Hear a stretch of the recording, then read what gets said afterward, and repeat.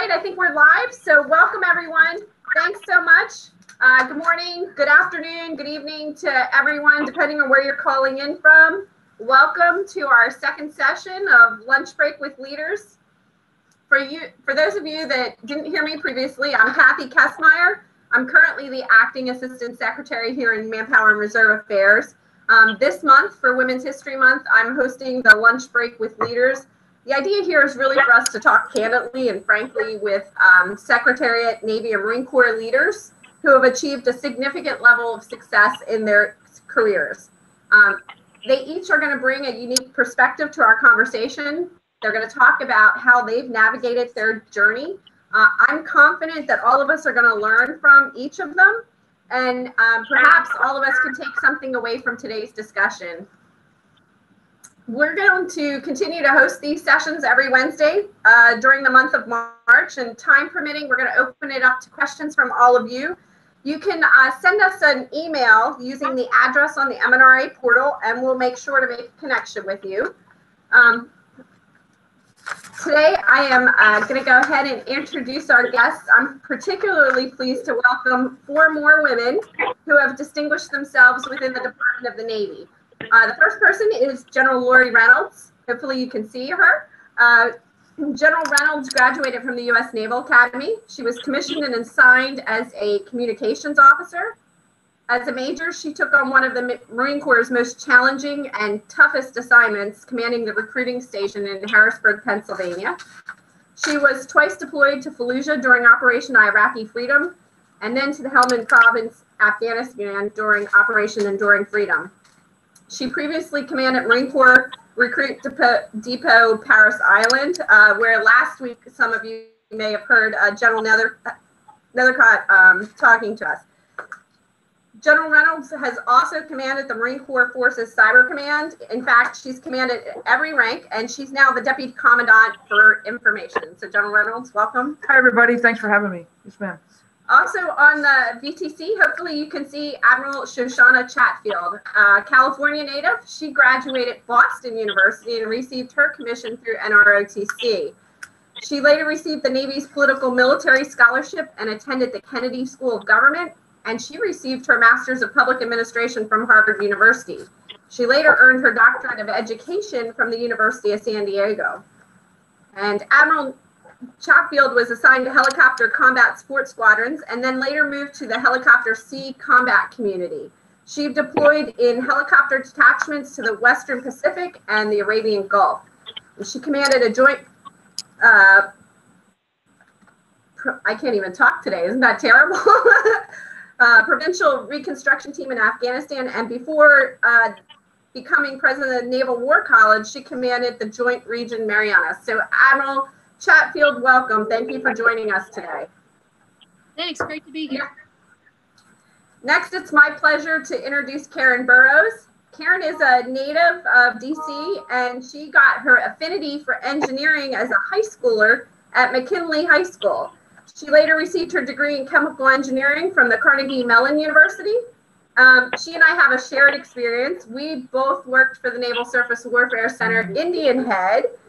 I was an attorney. She was doing much more critical work in engineering, munitions, weapons research, and much more. So Karen definitely was supporting our Navy team with her work down at Indian Head. While Executive Director to the Naval Ordnance Safety and Security Activity, which was NOSA, she also chaired the Department of the Navy's Weapons System Explosive Safety Review Board. And she currently is the Director of Integrated Warfare Systems Engineering for NAVSEA, the technical authority to the PEO for Integrated Warfare Systems, where she's responsible for oversight of the command, control, communications, computer, combat systems, and intelligence system, research, development, certification for the deployment and life cycle support for U.S. Navy ships. Karen, welcome. Thank you for joining us today. Thank you for having me. And last but certainly not least is Ann Sandell, another engineer, another buddy from NAVSEA. Ann is taking on challenges and working transformative efforts. She began her career with the Newport News Shipbuilding Engineering Team, where she worked as an aircraft career and submarine design. She was later recruited to the NAVSEA engineering team.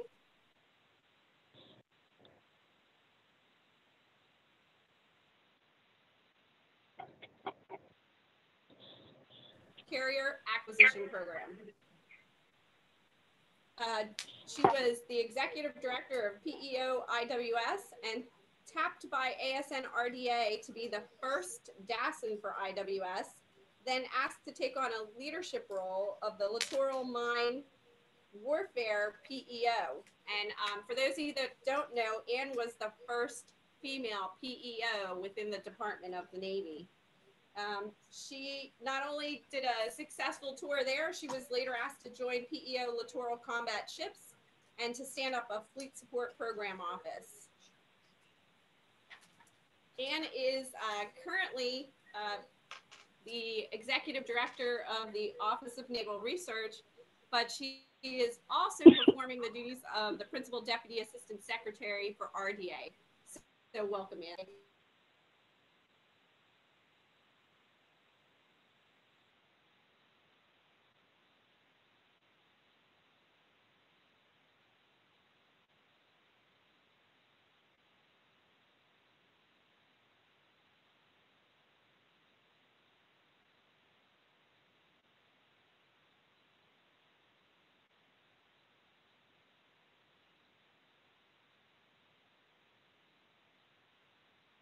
Skills to advance in your career.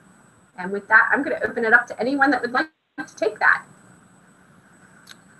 So I'm happy to start off, ma'am. I think, certainly in the Marine Corps, as one of the things that I like to tell young lieutenants is, you earn your reputation, I think, in the Marine Corps by doing the basics well. Just learn your job, technical competence.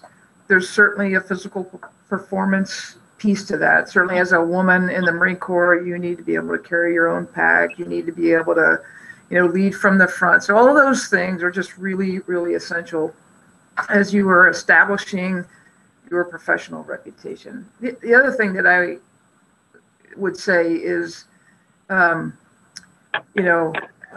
be deliberate about the reputation that you wish to have. Be thoughtful about that. It extends to your online, life as well. And so it starts perhaps even in college. I was an academy grad. I knew that the classmates that I had there would follow me into the fleet. And so just, trying to be thoughtful, trying to learn, what the basics were at every stage. And then little by little, I think you begin to establish a reputation that you are a good team player. That has been helpful for me. Great. Thanks, General. Admiral? Ann? Karen, anybody want to add to that? Any thoughts on how you've been successful in a military organization? Yeah, I'll go if that's okay. I loved what General Paul said because, for me, I didn't know. I didn't realize when I was in ROTC and in college that this would be a great career for me. I was trying it on. And so I didn't come to it maybe as quickly as she did. And so, I hadn't been building my reputation as long as she had.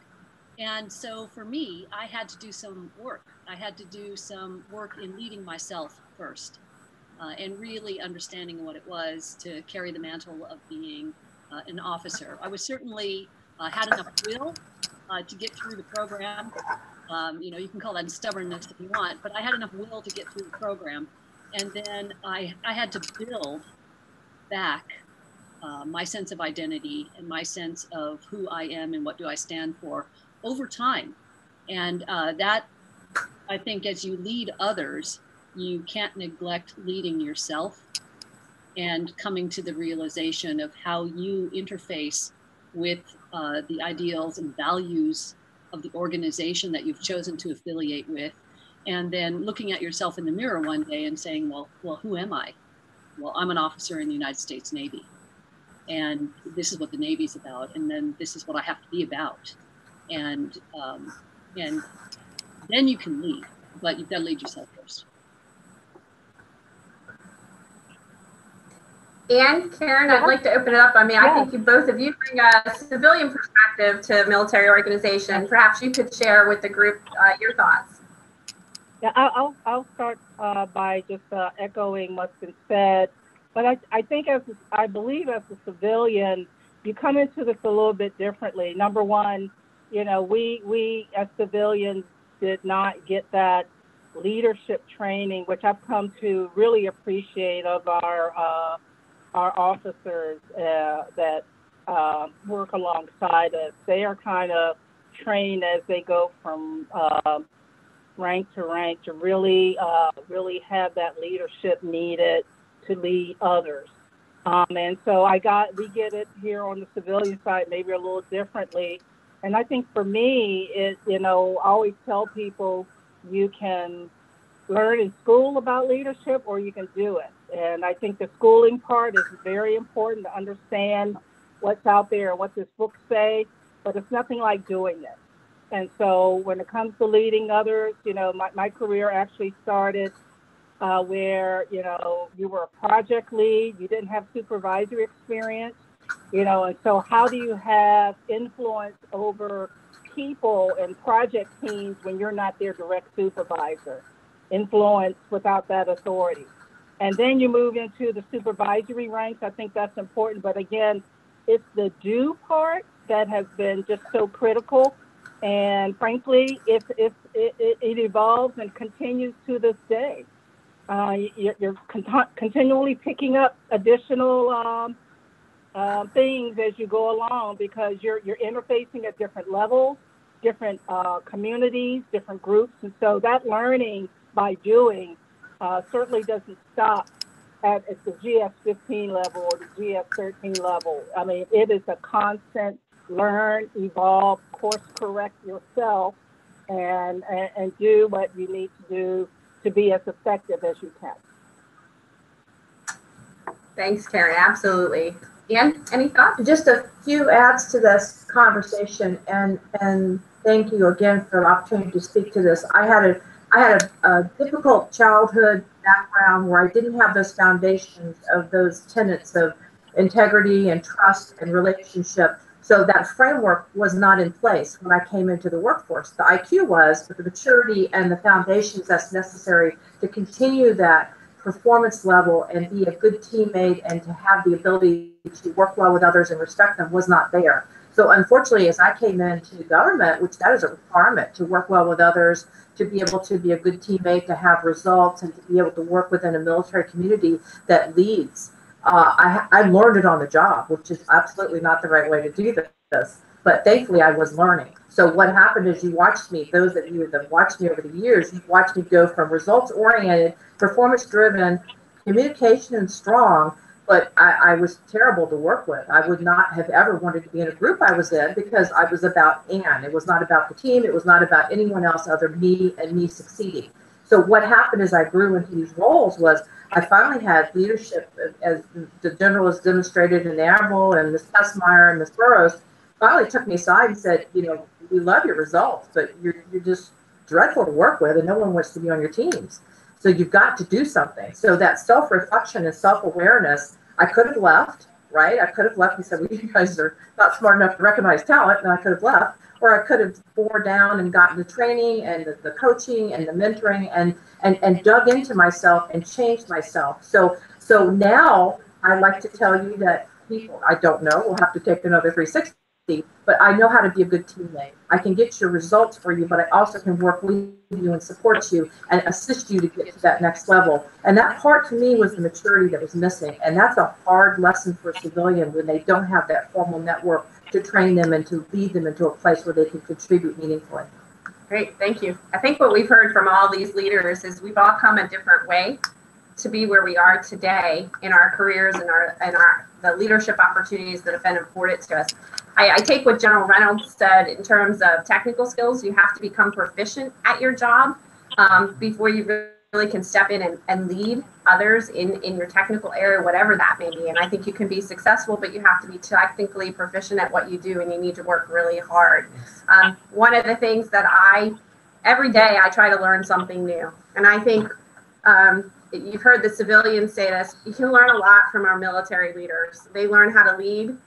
It's important what they do, the mission that they perform. And I learn every day in a military organization from our leaders how to lead. And so what I would say is you learn something new every day, you take it and you make yourself a better leader going forward from watching others and being self-aware, as Anne has pointed out too. So thank you. Let me go on and ask another question. The question I really want to talk about is resistance. So have any of you experienced resistance in your career? I suspect the answer is probably yes. And if so, how did you handle it, overcome it, address it? I'll open it up to the group, whoever wants to go first.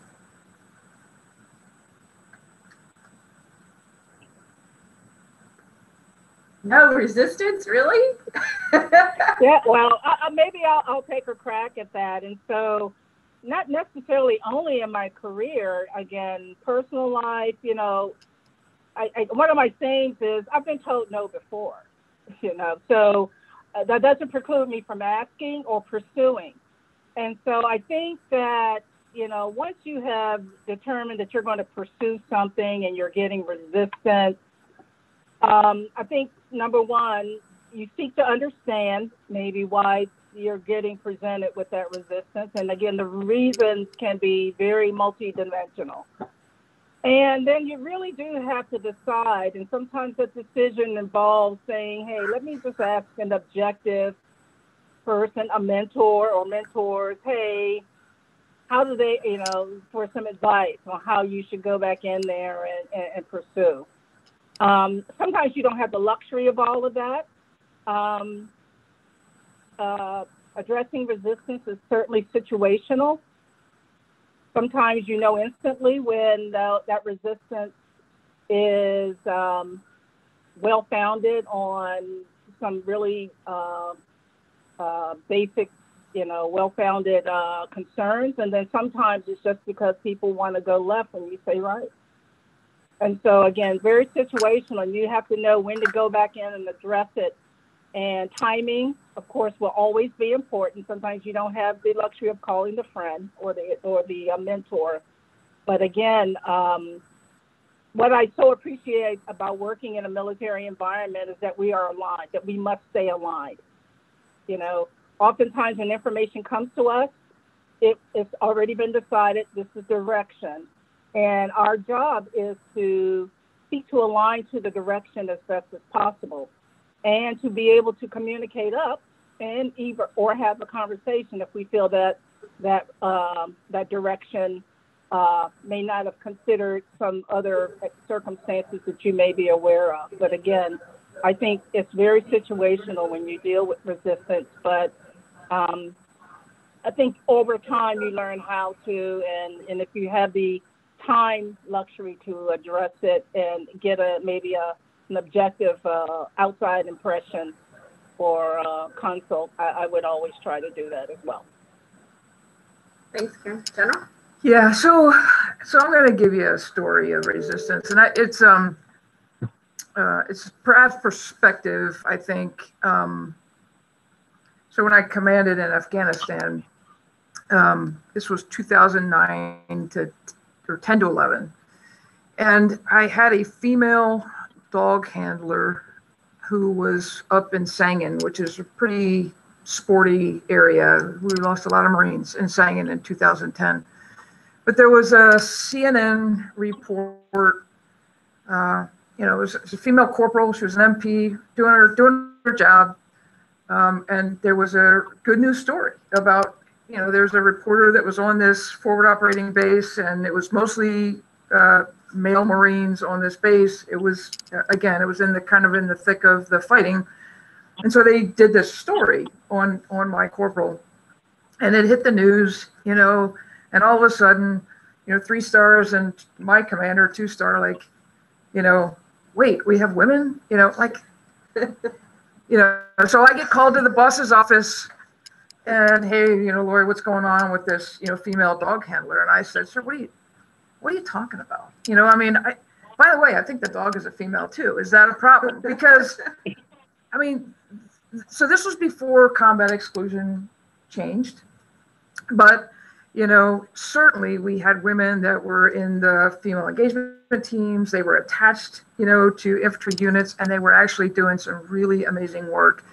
So the point was, now is the time to challenge the policy. So resistance in policy. When I came in the Marine Corps, women were not allowed on ships. Women were not flying in the Marine Corps. Women were not doing a lot of things in the United States Marine Corps. Today, every job is open. So the story is, you got to hang in there. You got to find an advocate. You have to challenge the status quo if the status quo doesn't work anymore, right? And the way you do that is through performance. You demonstrate that the policy doesn't work for the mission, right? It can't be about you. It has to be about the mission. So the fact that I have a female dog handler doing really great work on security patrols and other things in support of the infantry, tell me what's wrong with that, right? I mean, so I think, over time, people, I thank, the 100 years of women in the Marine Corps that just performed. So the fact that they performed means I get to be here. So you may not see the progress where you sit, but maybe the person that comes behind you will not face the same resistance. And so it's an evolution, not a revolution, but, certainly, I think our policies over the years have changed for the better. So you got to challenge the status quo sometimes. Great perspective. Admiral Ann, anything you'd like to add? Yeah, I'll go. So I want to talk about something that's really very tactical compared to the two previous comments.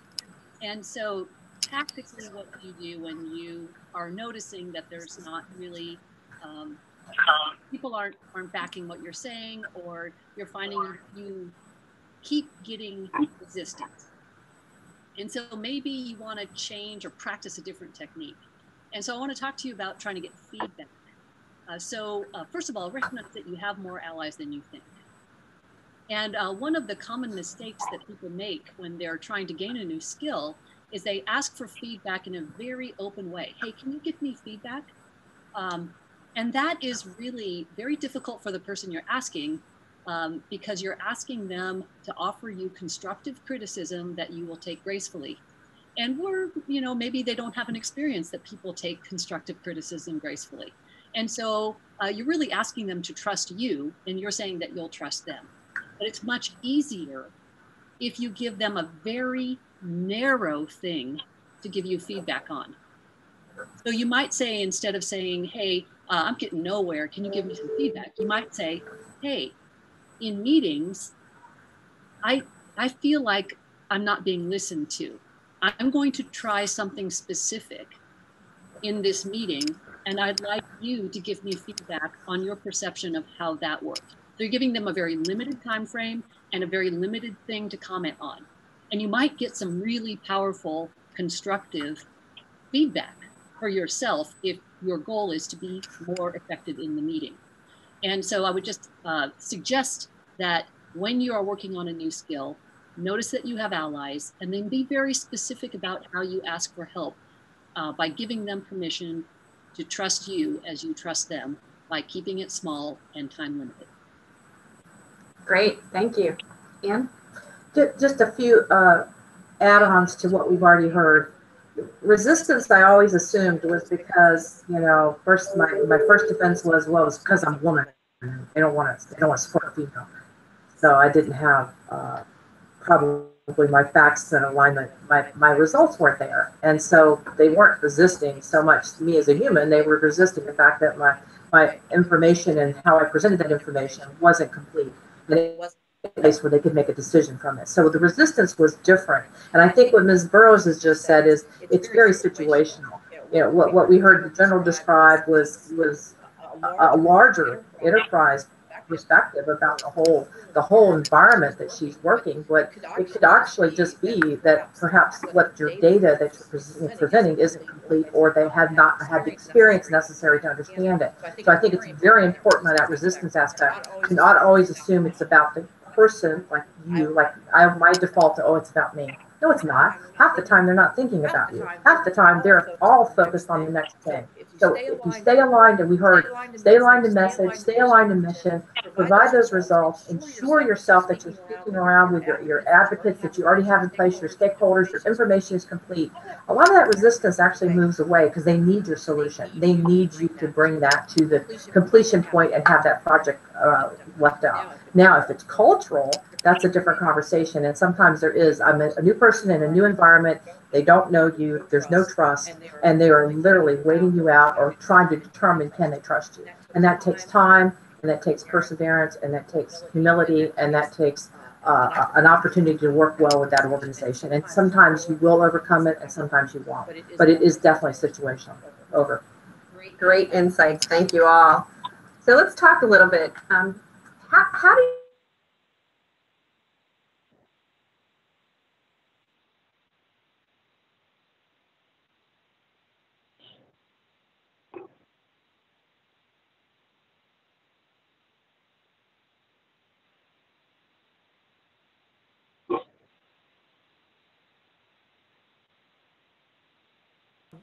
I was moved from a position because of behavior. I was very confrontational and very aggressive and very confident in my behaviors, and my results, as we've talked about, were there. But my style was such that you didn't want me out in public, because I was going to take someone out in a meeting. I was going to go after whoever I thought the decision maker was and challenge them and be argumentative. And it was a style issue, it was a maturity issue, it was a coaching issue. But because of that, I was moved out of the position. And I was moved actually to a very responsible role. It wasn't like it was demotion. It was a hugely responsible role. It was kind of like, put your money where your mouth is, lady, right? But the fact of the matter was, I didn't recognize it at that time that that's what was happening. They were actually trying to assist me in my challenge and my growing, and not demoting me because they didn't think I was enough. And so that shook my self-confidence probably for a good 3-4 years. And it took me a while in my mind to get over that and to see what was happening situationally. So I think friends, faith, mentors, advocates that you work with, the feedback we just heard, from the Admiral was talking about getting some feedback directly. Did I do that well? Did you understand what I was trying to communicate? How could I do this better? And those types of things with continued results, I believe, have helped me overcome a lot of that. Over.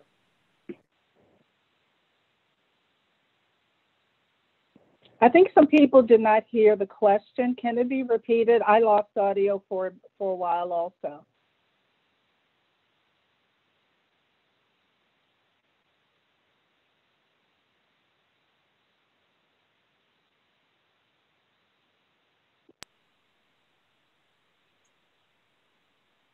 So I think, can you hear me? A thumbs up maybe, Ms. Burrows?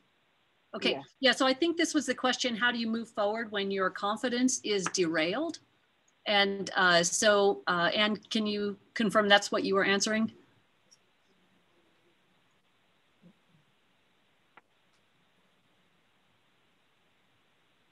Y'all could just bear with us a second. I think we're having technical difficulties.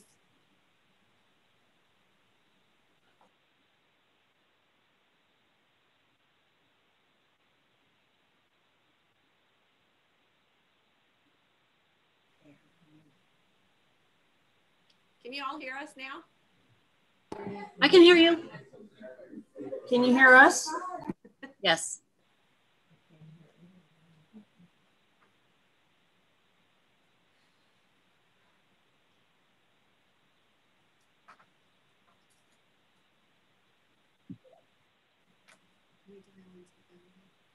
So I'll tackle that if people can hear me. How did I move forward when? Yeah, how did I move forward when my confidence was derailed? And that did happen to me. It happened to me in college, for example. I had to take a leave of absence and I had to retake a course.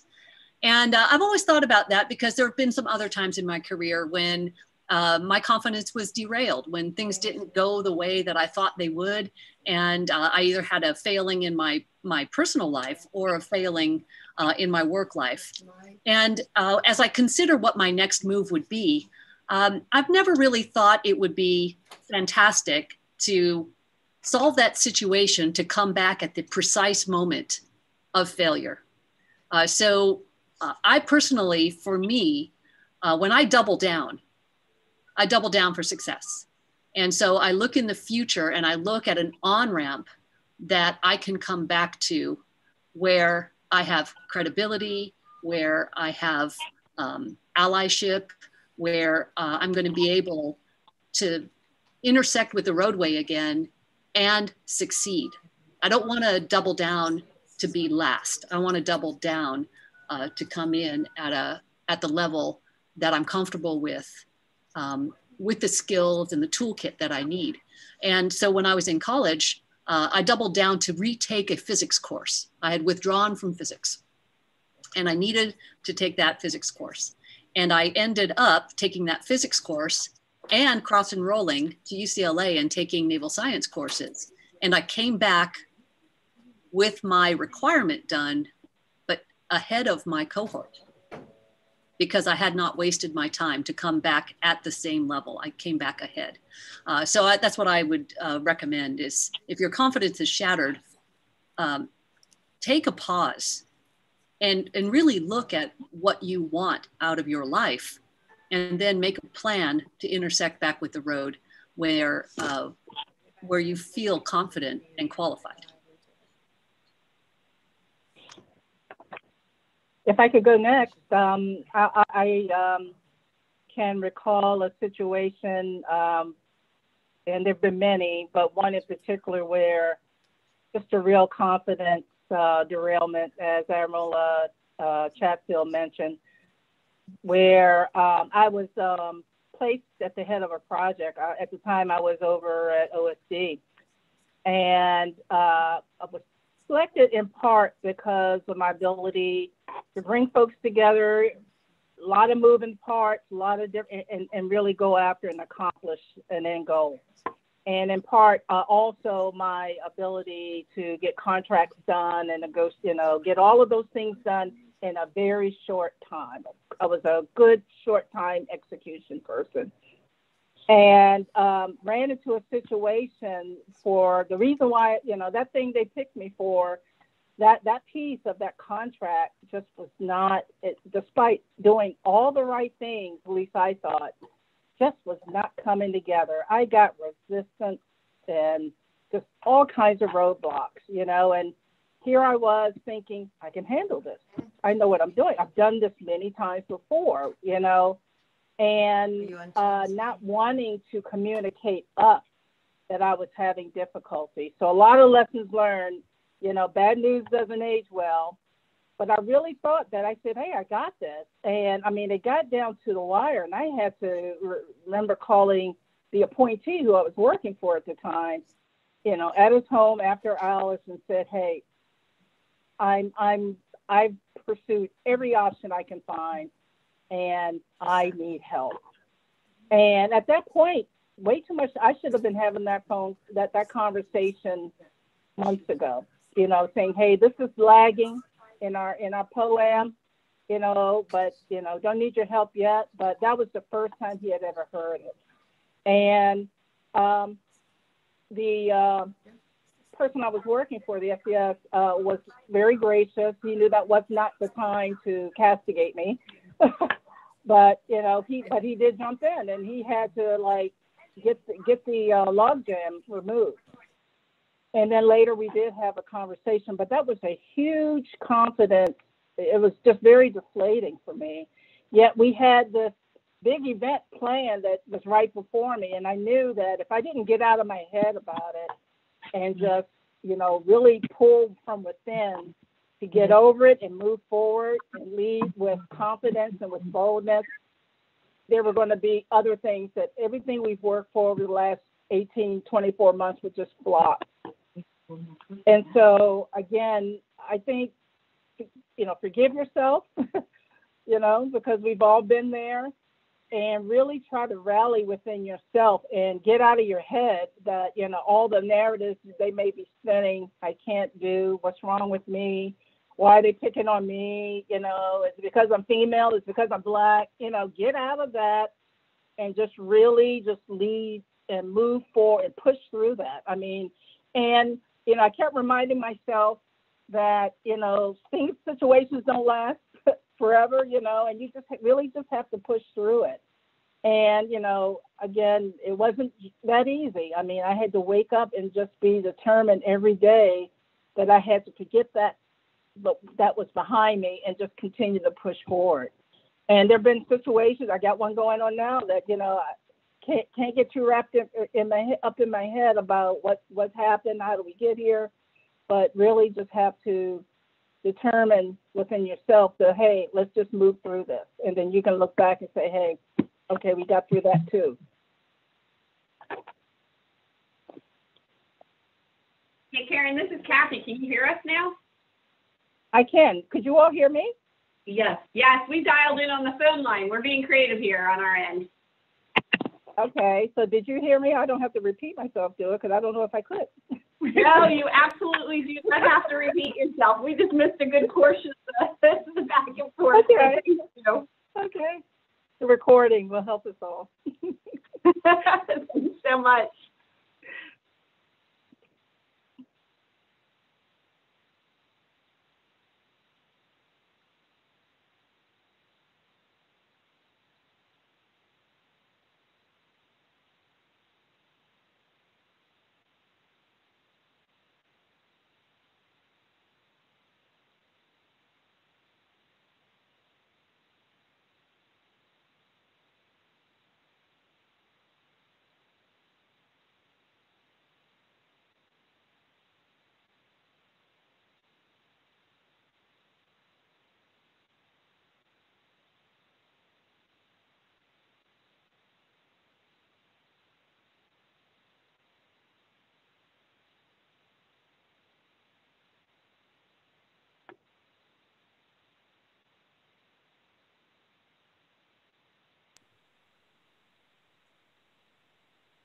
Well, I'm not hearing anything. Can those of you out there hear me?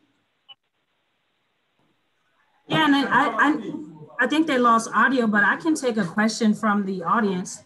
Someone said, how do you guys deal with a male that is working under you that takes all and any comments or criticism in a negative way? What practices are to handle those situations where women can stay strong, positive, direct, without being like, you know, considerate of things? It's difficult to navigate those relations when males don't want to receive any criticism from a woman supervisor. Yeah, well, so I'll take that. I think two of us at least are still up on audio. And so I'll take that because it is challenging and so frustrating to notice that somebody will listen to one person or type of people and not listen to another person or type of people. And so I really feel like our Department of the Navy structure is designed to support us in this. So if you're saying that you're a supervisor, I wouldn't suffer in silence, right? So you also report to somebody else. And I feel like you've got to give yourself permission to say, okay, I have this challenge and I need help. And that way you can notify the command that there's an issue within the command where there might be some unconscious bias, there might be some real bias. I mean, some conscious bias. So unconscious and conscious bias happening. And then you can invite that person to be in the room when you're having your meeting and they might see it. You might also document the occurrence, the situation, the behavior that is exhibited, and how it made you feel, and report that to your next superior. Because in the end, you may be able to fix it and you may not be able to fix it. There may have to be an outside intervention for the climate in that command, for that climate to improve. As a supervisor, you can hold somebody accountable for the Department of the Navy policies and adhering to them, and then you can give your informal or formal counseling. But if this is something that this person has permission to do this because there's a command climate issue, then you are going to have to really talk about that to your superior and find a strategy within that command to address that command climate issue. You may need help. Hey, everyone. Can you hear us? Hello? Okay, good, great. I have General Reynolds, Miss Sandell, Miss Kesmeyer here. Hi, everyone. We're going to keep trying to get through this. I think General Reynolds was trying to answer our question about pivotal risks when we got cut off. So I'm going to give her an opportunity again. Yeah, so if the question is, you know, what was the pivotal risk?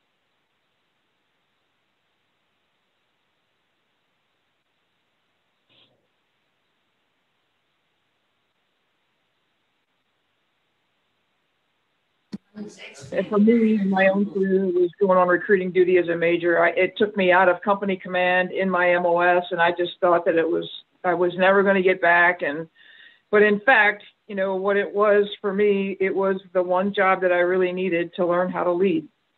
And I still refer back to those days on recruiting duty when I really had to understand, you know, how to lead kneecap to kneecap, you know, in a distributed way.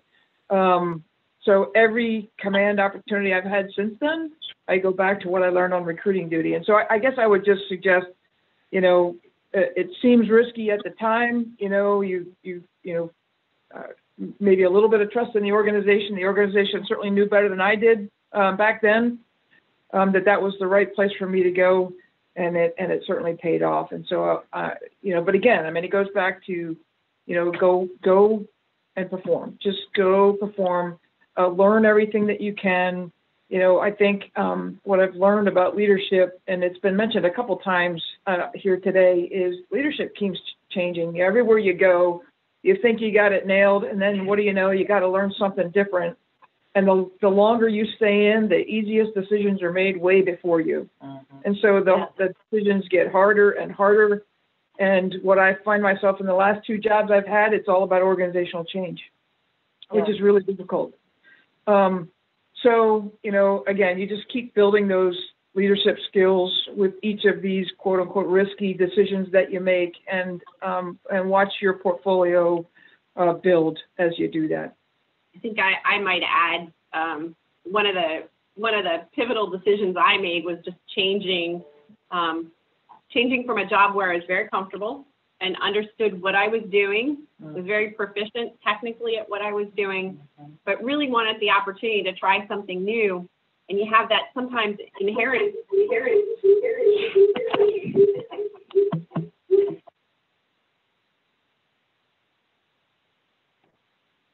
Pivotal in my career was taking an opportunity to jump into something that I was uncomfortable with. And I think we heard this last week, learning to be comfortable being uncomfortable. And so I think in my career, some of those pivotal changes, pivotal risks that I took were jumping into something that was new, that made me very, very uncomfortable, and getting used to being uncomfortable in the job and in the situation, in the experience. And you grow each time you do that. So I think that was probably one of the things I took away. And I continue to learn as I'm uncomfortable. I think there are days, even now in the job that I have, where I walk into a situation and I'm very uncomfortable. And I hearken back to the days where I did that the first time, and I recognize that I'll get through it. And so I would say that was probably something that impacted me as I moved along in my career. Ann? And I couldn't emphasize more what we've just heard described on that ability to move into another situation and recognize that it's going to be something that you don't understand, and you will not be the subject matter expert, and people will question why you're there, but still be able to contribute in a meaningful way, learn as you go, and then work through that to understand where the dynamics are, where the programs need to be, the people need to be, and help them get to that point, as well as master this ability to work through this level of discomfort. And I won't describe it as insecurity, because it's not necessarily insecurity. It's just not knowing as much as you're used to knowing in other previous commands or roles. And that is a really challenging opportunity for leadership as we move forward, to recognize that's a strength as opposed to being a weakness, and not to run from it. Over. Thanks, Ann. Hey, Ashley, if you can hear us, could you give us some of the questions that might be coming in? Yes, absolutely. Let me see. Oh, this is a good one. Have you guys ever been called bossy, aggressive, or et cetera when you really weren't? And how did you deal with that? Because like, I think the thing with women is like, oh, she's bossy, and or you know, she's too much like my mom, or you know, like that stereotype. Not to my face, but That's exactly what I was thinking. My face. Because I would have addressed it immediately. However, I'm sure. And again, I don't want to extend that to my colleagues here on the panel, but I'm sure we have all been given tags that are not, complimentary as female leaders. You know, we're bossy. You know, oh, I guess she's wearing the pants. You know, that's all those types of things that try to marginalize us as leaders. And actually, we hear, like I said, you're in groups and you hear words used, and it's like, gee, in your head, you're like, okay, would you have used that descriptor if he was a man, if she was a male? And again, you really do have to challenge people, and when they audibly speak things like that and say, hey, I've never heard a man being called that was called bossy. And so when you're in those groups, and again, just like in other environments, when people say things, having the boldness to say, hey, and maybe not within the group, maybe you take them aside and say, hey, do you realize that you really are being you're being marginal, and actually it sounds a little sexist when you say those things, and just to let them know that you heard them. And to explain how that sounded. Again, sometimes that serves to course correct people. And then in one case, that individual just decided to double down and said, no, that's exactly what I meant. And, people are who they are. But again, I've decided and been in my, Navy career for many decades, I'm just not letting stuff pass anymore. I'm not going to stay silent and just say, hey. I'm going to speak up and say, hey, did you realize? Or hey, that's listen to yourself. And so, again, I think we both experienced that in one way or another. I guess I'm not a boss, so I didn't experience that just yet. But I'm pretty sure it'll come the moment I'm mean, just because I'm always laughing and smiling. This is a good question, maybe from someone we haven't heard from. How do you balance moving forward, moving the mission of your command forward with supporting your personnel, specifically in moments where people may have conflicts? Okay, here's the question. So you may want to repeat it. Ashley, can you repeat it again? You went in and out. I think it was, how do you balance moving the mission forward while supporting your people, specifically in moments where the two of them might not align with one another? Correct. I'll try that one because, we heard General Reynolds talk about change management and how these days there's, you've got to assume that you're going to be leading change. And we also heard Ms. Burrows talk about this with how you actually relate to your workforce. And so when I think about, people who aren't in the leadership role, how much control do they feel like they have over their own lives? And you see that in our surveys when we ask about how people are doing. That's one of the questions we ask them: how much control do you feel you have over your own life? And so you've got to be sympathetic to that. So we've got mission, and then we've got taking care of our people. And you've got to do both at the same time. And sometimes we surge ahead, but we have to be really cautious when we surge ahead, because it takes the whole organization some time to catch up. And so you can really overuse your personnel in the same way that you might think about a machine. And when you think about it with machines, it's actually easier. So we buy a helicopter and it has a service life, an expected service life of so many years. Well, if you're going to fly that machine more hours per month consistently, you're going to eat it up before its expected service life. Now imagine that you think about the whole capacity of your workforce in the same way. And if you get to the point where you need additional resources, but you don't have them, you might have to pace your staff. You might have to pace your workforce on what they can actually absorb. You can surge, but you can't sustain that surge indefinitely. It will cost resiliency and capacity in your workforce. And so you've got to be conscious of both. You can't ignore it. That's such a great thought. I know for me, when I look at it as the people person, right, I have that responsibility to make sure we have that right balance between leading and balancing our people. And so one of the things that I try to do is when I know I have to meet mission and there is no opportunity to stop, I look to my team to really help me. Okay, I understand that there is a conflict here. I need you to help me figure out how do we move forward together? How can I help you achieve what you're trying to do and still meet mission? And so I think some of that is learning how to partner with your team without losing sight of your responsibility to move forward, and being open to listening to different ways than perhaps you had thought about going forward, because there's always another path. And sometimes you just have to partner with that person who perhaps isn't aligned with the path that you think you're on, because there might be a path that you're not looking at. Yeah, I think, ma'am, I think you're spot on. I think this is really about the culture that you establish as a leader, so that when you do ask for, that surge, folks understand why, right? So you can't live in surge, and certainly from a military perspective, we were talking before the recording began about, what, the whole foundation of the all-volunteer force is trust.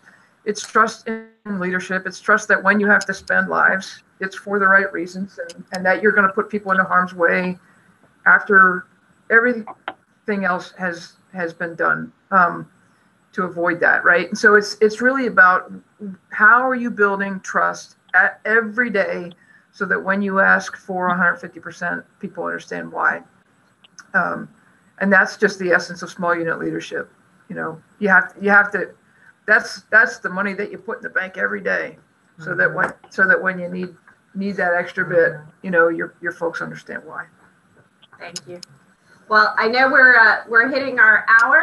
I want to thank everyone for joining us today. I want to encourage all of you to join us next week. But I personally want to start by thanking Karen, Ann, Lori, and Shoshana for joining me today. Thank you very much for your time, your insights, your candor. I can tell you that I know this group will greatly appreciate your willingness to talk to us today and offer your perspective on how you got to where you are. And thank you for your service to the Department of the Navy, to the nation. And thanks for being here today. Everyone, have a great afternoon. I hope you get to finish your lunch out here. Awesome.